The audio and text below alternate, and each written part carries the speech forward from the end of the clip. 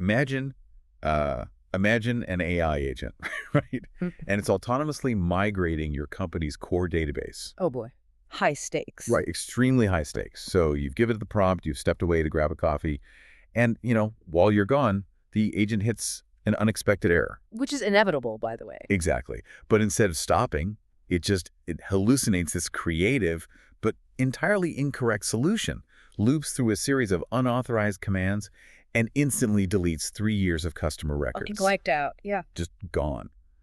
And, why did this happen? It's because the development team treated an autonomous agent like a chatbot. Yeah, and that scenario right there, that is the exact difference between, a fun parlor trick that demos really well on social media and an actual production-grade system. Right. Like, when you use a chatbot to write a poem about a toaster, you are operating in a closed loop. It generates the text, you read the text, and the interaction just ends. It's totally contained. Exactly. But the moment you define an AI as an autonomous agent, you're implying that it can make real-world decisions, right? Use software tools, read and write files, and crucially course correct when things inevitably go wrong. Without a human holding its hand. Right. Zero human supervision. And the terrifying part is watching organizations try to take that simple text generator, that chatbot, and just plug it straight into their live infrastructure. Just hoping for the best? Yeah, expecting it to behave like a senior software engineer. So our mission for today's deep dive is to bridge that massive gap. We're taking a stack of highly technical sources on AI system design, and we're unpacking the actual blueprint for building autonomous agents. Agents you can actually trust to run unsupervised in the real world. Right. Okay, let's unpack this. We're looking at a system built on 3 specific layers: prompt engineering, context engineering, and harness engineering.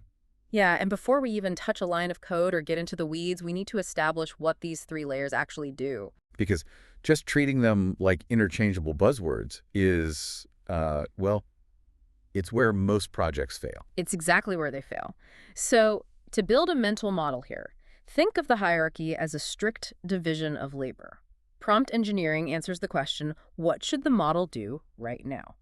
Okay, so the immediate intent. Right, the micro-level intent. Then, context engineering answers, what should the model see right now?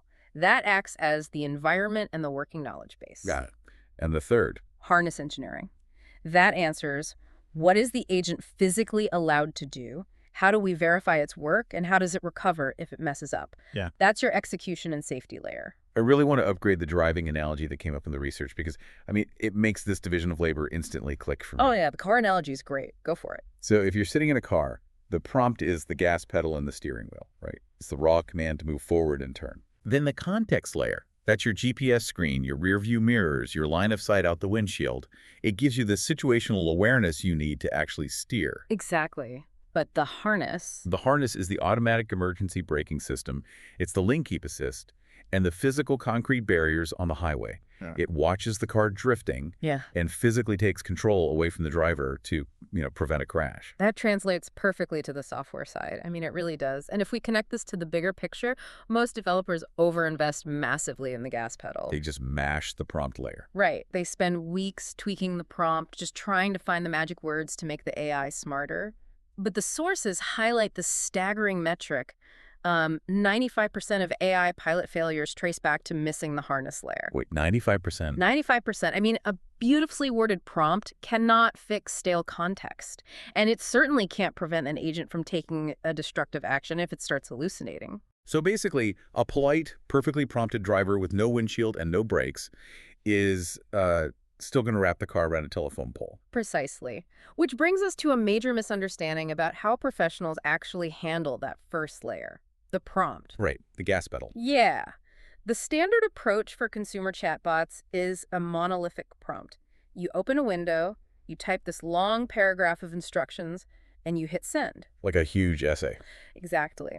But for an autonomous agent, the prompt cannot be a long-winded conversation. It needs to be treated like modular, version-controlled code. So let's break down the anatomy of what an agentic prompt actually looks like under the hood, because the source is divided into some very specific building blocks. Sure. So you start with a role prompt. This establishes the baseline identity, something like you are a conservative, highly cautious software maintenance agent. Giving it a very specific persona. Right. Next is the task prompt, which frames the immediate subtask rather than the entire project at once. Then you include a tool policy. And that's like the rules of engagement. Exactly. It's an explicit set of rules explaining exactly when the AI should search a database, when it should write to a file, or, when it should just pause and ask a human for help. And then there's the output contract, which honestly, this feels like the most critical piece for actual automation. Oh, absolutely. Because you aren't asking the AI for conversational English at this point. You are demanding a strict, machine-readable format, like JSON or XML. That structured output is totally non-negotiable. The surrounding system needs to parse the AI's answer reliably so it can trigger the next software action. Because if the AI decides to be super helpful and adds a friendly, like, here's the data you requested, Yeah. right before it outputs the JSON code. Oh, it ruins everything. That extra conversational text will break the entire pipeline because traditional software just doesn't know how to read polite English chatter. It's looking for brackets and gets a greeting instead. Exactly. And another block in the prompt is the few-shot examples. You're literally showing the model examples of high-quality inputs and the exact outputs you expect it to return. And there was a wild detail in the research about this. Simply changing the order of those examples in the prompt can shift the model's accuracy by over 40%. 40%. Yeah, that statistic really highlights how sensitive these probabilistic models are. I mean, large language models are essentially just advanced pattern matchers, right? And they suffer from terrible recency bias. Meaning they favor whatever they saw last. Exactly. The tokens, or words, that appear closer to the very end of the prompt heavily influence the model's immediate generation. So if your last example shows the AI solving a math problem, It will be heavily primed to use that specific mathematical approach, even if, say, an earlier example was actually a much better fit for the current task. wait, okay, I need to push back on this modular approach a little bit, kind of playing the role of the curious learner here. Sure, lay it on me. If I am building an agent to handle complex, unpredictable work, Yeah. isn't the goal to give the AI all the instructions at once in a giant mega prompt? Like, shouldn't I stuff every single edge case, every rule, every hypothetical contingency into one massive document so it's ready for anything the real world throws I at? know it feels completely intuitive to front load all the rules, right? But the sources explicitly warn against doing that. Stuffing every edge case into one monolithic prompt makes the system incredibly brittle. Really? How so? Well, Anthropic, one of the leading AI labs, they actually advise that prompts should follow the principle of being minimal but sufficient.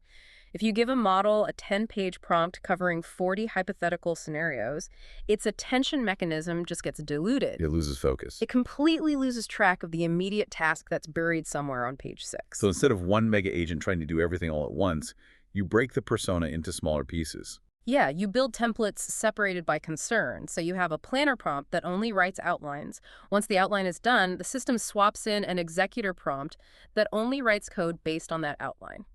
And then maybe a reviewer. Exactly. Then it swaps in a reviewer prompt that only looks for bugs. They are small, highly focused instructions being hot swapped dynamically. But wait, if we've chopped the prompt into tiny hyper-focused pieces so the AI doesn't get distracted, haven't we just given it amnesia? Like if the executor agent is only looking at a hyper-focused task prompt for step 50, how does it know what the planner agent did 2 hours ago on step 1? That right there is the exact friction point developers hit. And it requires us to step out of the prompt layer entirely. To solve that amnesia problem, we have to build the second layer of the stack, context engineering. Okay, and this feels like the dividing line between those toy agents we talked about and genuinely useful systems. Context engineering allows the model to operate over a continuously evolving state, rather than just, reacting to isolated prompts. Yeah. Think of context engineering as the system's working memory and its sensory input. The sources break this down into several active subsystems. You have session state, which tracks the overarching goal and the partial results achieved so far. Like a progress bar. Right. Then you have short-term memory, which holds the transcript of the last few actions and the active files the agent currently has open. You have long-term memory for durable facts, like, say, a user's coding preferences. And finally, you have retrieval. And retrieval usually involves vector search, right? Yes, exactly. So for anyone unfamiliar, vector search is a way of taking vast amounts of text, like thousands of company documents, and turning them into mathematical coordinates. So instead of searching for an exact keyword match, the AI can search for concepts that are mathematically similar to the problem it's trying to solve. It's an incredibly powerful way to pull in relevant facts from outside the prompt. But managing all of this memory introduces a massive structural problem, which is the context window limit. Because it can only hold so much text at once. Right.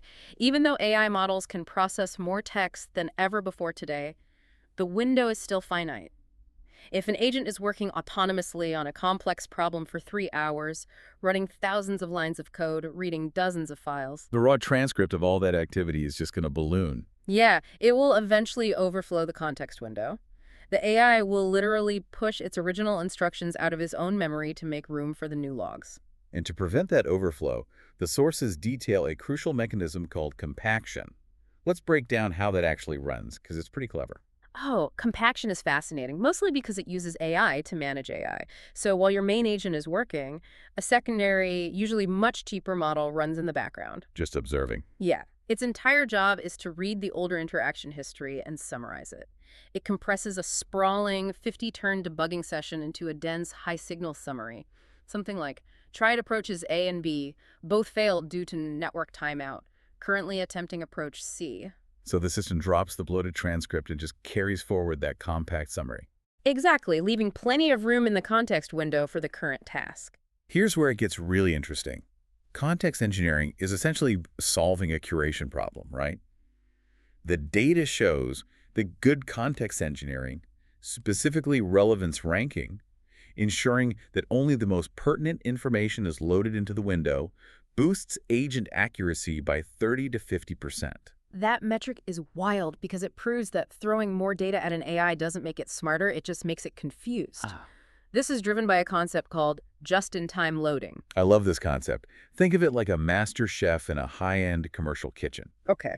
A chef doesn't dump their entire pantry, the entire refrigerator, and every single pot and pan onto the cutting board all at once before they start cooking. That would be complete chaos. Right, they wouldn't even have room to chop an onion.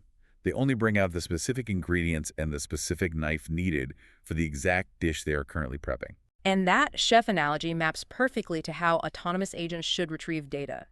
You do not front-load the entire company codebase into the prompt. Instead, you use lightweight references, like just providing the file paths, and the agent uses its tools to fetch the text of a specific file only when it explicitly needs to read it. Just-in-time ingredients. Yes. And this principle applies to the tools themselves, doesn't it? Because the sources mention that giving an agent too many capabilities actually degrades its performance. It degrades it significantly. Tool bloat is a massive issue. If you give an agent access to 50 different APIs, APIs for searching the web, pulling Jira tickets, sending emails, querying databases all at the same time, the model struggles to choose the right one. It gets overwhelmed by choices. Exactly. The rule of thumb from the research is that if a human cannot clearly say which tool should be used in a given situation, an AI agent will also struggle. You only inject the tools that are relevant to the immediate action space. Okay, so let's check our progress up the stack here. We have the prompt layer giving clear, modular, hyper-focused instructions. We have the context layer acting like a master chef, managing memory through compaction and providing perfect, just-in-time visibility. Yep, looking good so far. But even with perfect instructions and perfect vision, an AI is fundamentally probabilistic. It guesses the next most likely word. That means an agent acting autonomously can still hallucinate a command that, destroys your system. Which leads us to the final, mandatory layer, the harness. The harness layer is truly the unsung hero of production AI. It wraps the probabilistic model and the dynamic context layers with rigid controls, enforcement mechanisms, and a strict operational discipline. So the prompt tells the agent how to think, the context gives it the evidence, but the harness makes sure the workflow stays physically safe. Exactly. The sources define the harness as orchestrators, policy engines, and observability tools. Basically, it's the traditional software infrastructure surrounding the AI brain, and it manages the AI using two distinct types of controls, feed-forward and feedback. Okay, let's unpack those. Feed-forward controls steer the agent before it takes an action, right? Right. These are your policy engines. For example, a hard-coded rule that dictates this agent is never allowed to execute a shell command that contains the word delete. Simple, strict rules. Exactly. Feedback controls, on the other hand, inspect the output after the action has been generated, but before it is actually shown to the user or executed on the server. And the sources divide these feedback controls into two categories: computational versus inferential. I want to anchor these terms because this feels like a vital design choice for developers. It absolutely is. So computational controls rely on traditional deterministic software logic. It's totally binary. Does the AI's output perfectly match the required JSON schema? Yes or no? Did the AI try to make too many API calls in 1 minute and hit the rate limit? Yes or no? It's like a bouncer at a club checking the AI's ID. I like that. The bouncer doesn't care how creative or polite the AI is or what outfit it's wearing. If the output isn't strictly in the required format, the bouncer just rejects it at the door. That is the perfect way to look at it. Inferential controls, however, are probabilistic. This means using another LLM to judge the output of your main LLM. Okay, AI checking AI again. Yeah, you might have to secondary AI. Does this generated email sound polite and adhere to company brand guidelines? But the golden rule for harness design is to always prefer deterministic computational checks first. Because they're faster. Faster, cheaper, they execute in milliseconds, and most importantly, traditional software logic does not hallucinate. You only use inferential checks for subjective qualities that a simple true or false script cannot measure. Okay, let me ask a really practical question about how this operates in the wild. How does this harness actually stop an agent from just spiraling into an endless loop of bad decisions? Because anyone who has played with autonomous agents has watched them get confused. Try the same incorrect tool call 5 times in a row and just burn through expensive compute credits. Oh, the dreaded endless loop. Yeah, that is prevented by the harness's recovery logic. If an agent proposes a tool call, the harness catches it, executes the tool, and evaluates the result. If the tool fails, say, the AI tried to read a file that doesn't exist, the harness doesn't just crash. It doesn't just give up. Right. It triggers a retry. It takes the exact error message from the system, feeds it back into the agent's context window, and prompts it to try a different path. It literally forces the AI to read its own error logs. Yes. But if the AI fails 3 times in a row, the harness triggers a backtrack. It resets the context to a previous stable state, erasing that whole dead-end path. Like loading an old save game. Exactly. Or, if the agent hits a predefined risk threshold, the harness serves as a circuit breaker. It triggers an Ask Human fallback, suspending the agent entirely and pinging a human operator on, say, Slack or Teams for approval before proceeding. What's fascinating here is the sheer impact these guardrails have on reliability. Just look at the numbers from the sources. Tweaking the prompt might reduce hallucinations by 15 to 25%. Implementing solid context engineering reduces them by 40 to 60%. But the harness? But a proper harness. Harness engineering reduces hallucinations by 70 to 90%, and it improves the success rate of multi-step autonomous tasks by 64%. The harness achieves those numbers by operating on a principle of absolute zero trust. The harness does not trust the model. It verifies every single token before allowing it to affect the real world. Okay, to see how these 3 layers interact practically, let's put this into a concrete end-to-end scenario based on the sources. Let's say you are building an autonomous code migration agent. Your goal is to have an AI upgrade a massive legacy software module to a new framework, while you're asleep. That is a high-stakes, long-horizon task. Right. So if we walk through the stack, we start at the prompt layer. The prompt doesn't just ask the AI to migrate the code. It defines a planner agent whose sole job is to read the old code and break the migration down into a 10-step checklist. Yeah. And once the checklist is approved, the prompt swaps to an executor agent instructed to edit the files conservatively, 1 step at a time. The separation of concerns is immediate there. The planner has the cognitive load of strategy, but zero physical ability to actually edit files. Perfect. Then we move to the context layer. The system loads only the specific legacy file being worked on in step 1, along with its associated unit tests. It intentionally hides the rest of the code base. Keeping the noise out. Exactly, keeping unrelated files entirely out of the context window to guarantee the AI doesn't get confused and start rewriting modules that aren't even broken. It strictly bounds the agent's environment using that just-in-time loading principle we discussed with the chef analogy. And finally, the harness layer. The harness physically restricts the agent's write access to a designated safe directory.